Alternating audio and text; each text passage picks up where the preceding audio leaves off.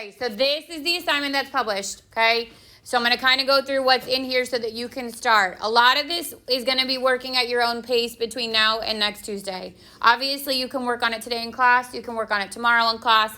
But the goal would be to have this done by Tuesday of next week so that I can answer questions on the packet Tuesday. That would be like your first round of review. Then I've got some interactive reviews that we can do, and there's also an extra review on this for you to work on. That would be a Tuesday, Wednesday kind of a thing to do. Your exam is Thursday. So AC is Thursday of next week, a week from tomorrow. So the packet itself, well, let me cover like logistics, specifics on this. So your test covers chapters 6 through 11, which is so is your packet, okay? It is 47 total questions. Of those 47, 33 are multiple choice, leaving 14 as open-ended.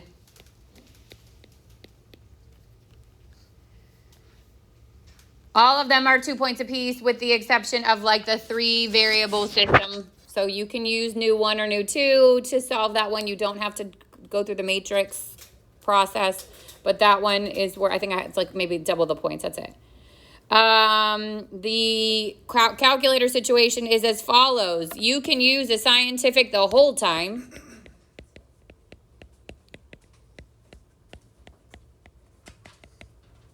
Okay, or a for function. You could use it the whole time. You can only use the graphing on the first 10 questions.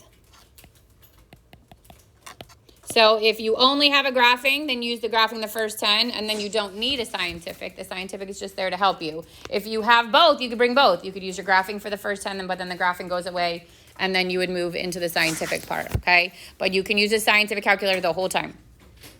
This sheet is what's going to get given to you. So on this sheet is your unit circle, your law of cosines, and your summation formulas. This will be given to you as a reference sheet, okay? So while you're doing your packet, feel free to access that reference sheet so that you know, one, it's the exact same sheet. So you'll know where the formulas are that you need, and also you'll know what you are getting. Yep. Cosines is just A over sine AB. Yeah. Yep. Okay, so these are what are covered on your open-ended questions. So you've got the big ones are your Gaussian elimination and Gauss-Jordan. That was your matrix ones with 3 variables. It is one question on that, and you get to choose which method you want to do. You can either do Gaussian elimination with back substitution, which is the diagonal ones, the zeros below, or you can do Gauss-Jordan, which is diagonals of ones with the zeros above and below. That's one question. The Kramer's rule is the other one, and that's one that we had to do the determinant with to find d of x, d of y, d of z. That's your other one. Those are worth double points. All the other ones are only worth 2 points. So those are worth 4 points because obviously they're more work. Then other open-ended are partial fractions, finding the terms in a sequence, finding a summation, finding a n of arithmetic sequence, going from rectangular to polar, polar to rectangular, graphing and finding information about a circle, a parabola, and an ellipse, plotting a polar coordinate, and then a polar graph. I will tell you, I'll narrow it down to 2 types of polar graphs, circles and roses.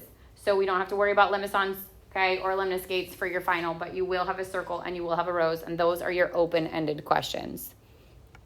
Kind of quickly just glance through this stuff. So chapter 6 was your law of sines, your 2 area formulas, your law of cosines, and then your vector stuff.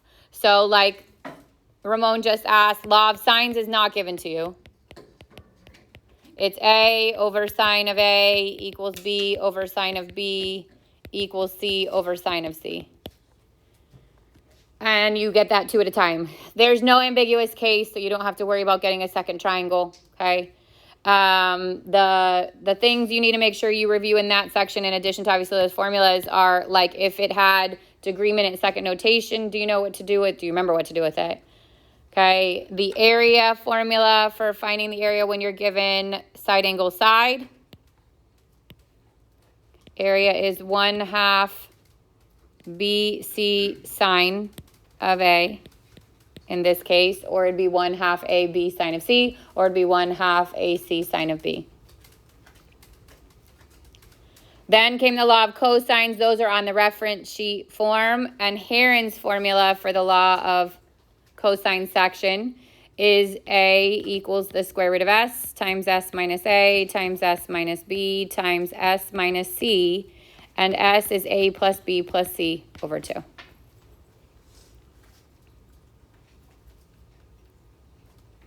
So if it were me taking this exam in a week, I would certainly be writing down the things I'm going over with you. To not do that is a pretty foolish decision at this point. Okay, vectors. So some of the things that you're going to see in vector is component form. This is the initial minus the terminal point. So it's x2 minus x1, comma, y2 minus y1, and the component form goes in brackets. And then the magnitude is the square root of a squared plus b squared. So once you have the component form, the magnitude is the square root of a squared plus b squared.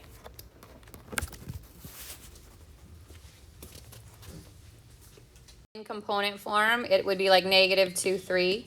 This is A, this is B. Yeah.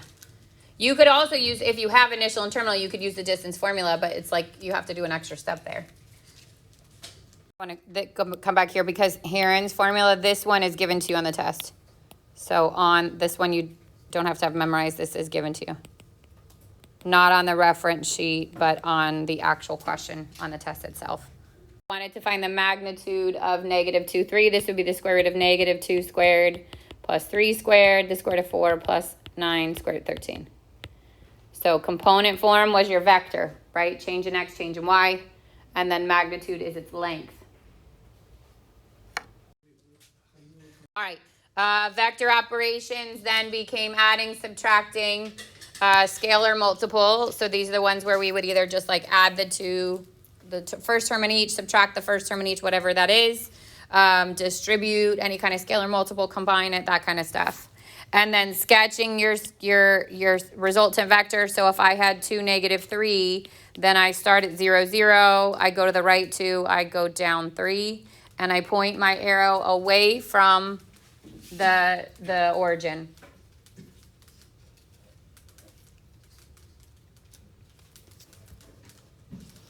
Then comes finding a unit vector. So the unit vector is your component form over the magnitude,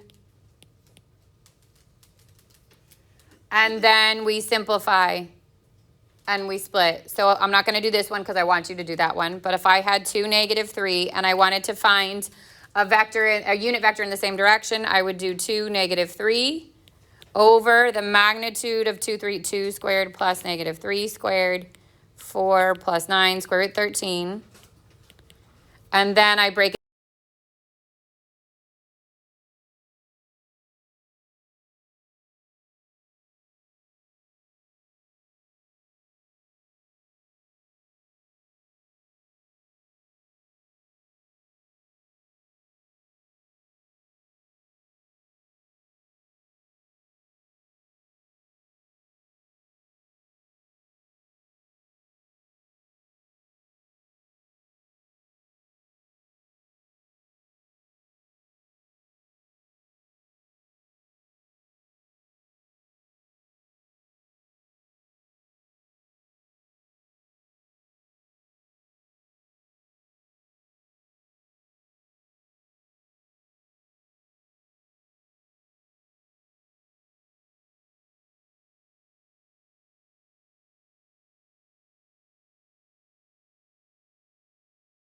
So the angle between the vectors, this equation is also given to you.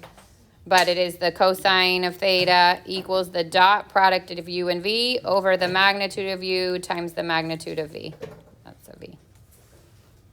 That formula is given to you, but obviously you got to know how to use it. So it's going to give you two vectors. Let's say I use the same one. If I did 2, negative 3, and 1, 4, then I do the dot product of them first. So it'd be 2 times 1 again, 2 plus negative 3 times 4, which is negative 10. That's the numerator.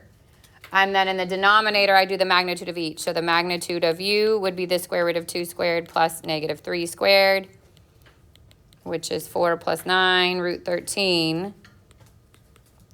And then the magnitude of V is the square root of 1 squared plus 4 squared, 1 plus 16, so square root 17. And then in the calculator, we're going to make sure we're in degrees. We're going to cosine -1, that whole thing. And this is the one where you really have to pay attention to the grouping on it, okay? You have to make sure, one, that this is your leading negative, and you have to make sure that you either group the whole denominator in one radical or you put parentheses around them. Otherwise, you're going to get something that says undefined because it's going to try to do -10 divided by root 13, and then it's going to take that quotient and multiply it times root 17. You've got to group the denominator together. So if you want to practice that, I'll give you the answer to this one.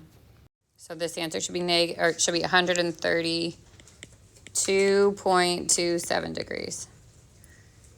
And these are the ones that, like, you could kind of check to see if you're on the right track if you graph those, because 2, -3 would be here, and 1, 4 would be up here. So that definitely looks obtuse, which matches that it would have gotten that 132.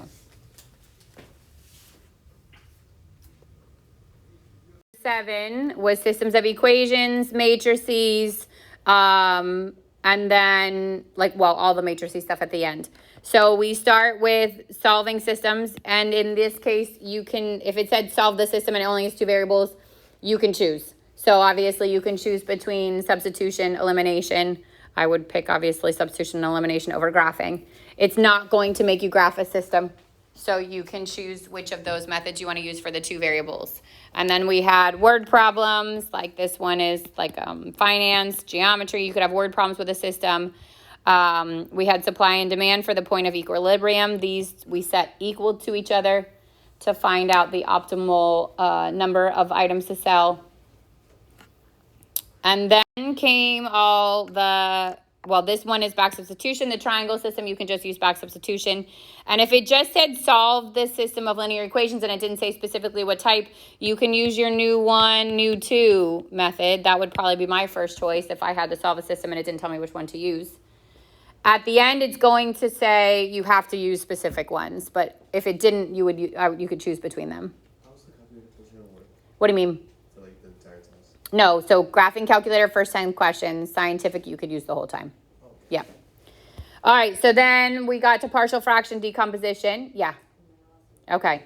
So these are the ones where we want to break them apart, figure out what's missing, multiply them together. So again, I'm going to give you a different example than the one that's there because I want you to use that. But let's say I had 2 over x squared minus 2x minus 3. I would factor the bottom, so it'd be x minus 3 and x plus 1. I'd break this down into those 2 denominators. I'd multiply each of the numerators by what's missing. So this one's missing the x plus 1, and this is missing the x minus 3. And then I grab just my numerators. So 2 equals a, x plus 1 plus b, x minus 3. And then one at a time, I plug in values that would have made my initial denominator 0, so 3 and -1. If I make x 3, I get 2 equals a, 3 plus 1 plus b, 3 minus 3. This goes away. 2 equals a times 4, and a is 2/4 or 1/2. And then I repeat it for -1. I plug in -1. 2 equals a, -1 plus 1 plus b, -1 minus 3. This goes away. 2 equals b times -4. b is -2/4, which is -1/2. And then I've got to put that back as the numerator of my initial question. So the b comes over there, the a goes there. And I get 1/2 over x minus 3. Plus a -1/2 over x plus 1, and we can't leave the fractions in the top, so we bring the denominators down. And this negative comes to the middle. So this is an example of one of your open-ended questions. Your partial fraction will be open-ended. There will be no repeated factors. There will only be 2 factors, but you are going to do that on the open-ended portion. Questions on partial fractions? Then we went matrices. So we are adding, subtracting, multiplying matrices, finding the inverse, all that stuff. So let's start with the Gaussian elimination and the Gauss-Jordan. You are going to get to choose between those two methods. The Gaussian elimination is the one with the ones and the zeros under, and then we use back substitution to solve it. Gauss-Jordan is the one with the ones and the zeros above and below, and you don't have to do the back substitution. So those ones are double points, which means 4 points. Okay, it's still not a huge amount of points, but you are going to get one of those and then one Kramer's rule, which we'll get to in a minute. Here comes adding, subtracting, multiplying, well, not multiplying yet, adding, subtracting, and multiplying by a scalar matrices. Then comes multiplying. So remember, we do rows, then columns on our multiplying our matrices.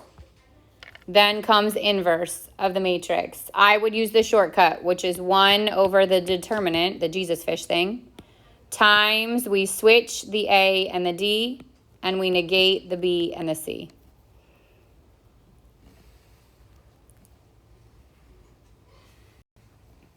Then comes determinant. So again, this is your like Jesus fish. So if it said 1, -2, 3, -4, then I multiply this, subtract that. So it'd be -4 times 1 minus 3 times -2. -4 minus a -6 is 2. That's the determinant of a 2 by 2. Then we use the determinant of the 3 by 3s in several ways. To just find the determinant, to find the area, and to determine if they're collinear. So this is the one if I had a 3 by 3 and I wanted to find the determinant, I duplicate the first 2 columns, I multiply the top left, bottom rights, and I add them together. And then I go back the other way, I multiply the bottom left, top right, oops, I didn't line it up, sorry. And I add those together. And then I take what I got from the first diagonal and I subtract from it what I got from the second diagonal.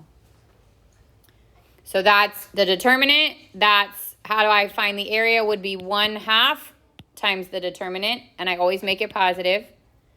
And to find out if it's collinear is if the determinant equals 0, those points are collinear. Then came Kramer's rule. So solving a system using Kramer's rule. Here's a 2 variable. I'm going to jump 3 variable. So we have to find D. And to find D, we do the determinant of the x's, the y's, and the z's. Then we do D of x. We take out the x's and we put in the constants. And then the y's and the z's. Then we do D of y. We replace the y's with the constants. And then we do D of z, replace the z's with the constants. And then to get the x, we do D of x over D. To get the y, we do D of y over D. And to get the z, we do D of z over D. So it's been a little while since you did that stuff. This is where I would start my review at because it's kind of the one that we probably have to go back to the most, okay? Questions on 6 or 7? So that's another open-ended question. Kramer's rule. So tomorrow we'll pick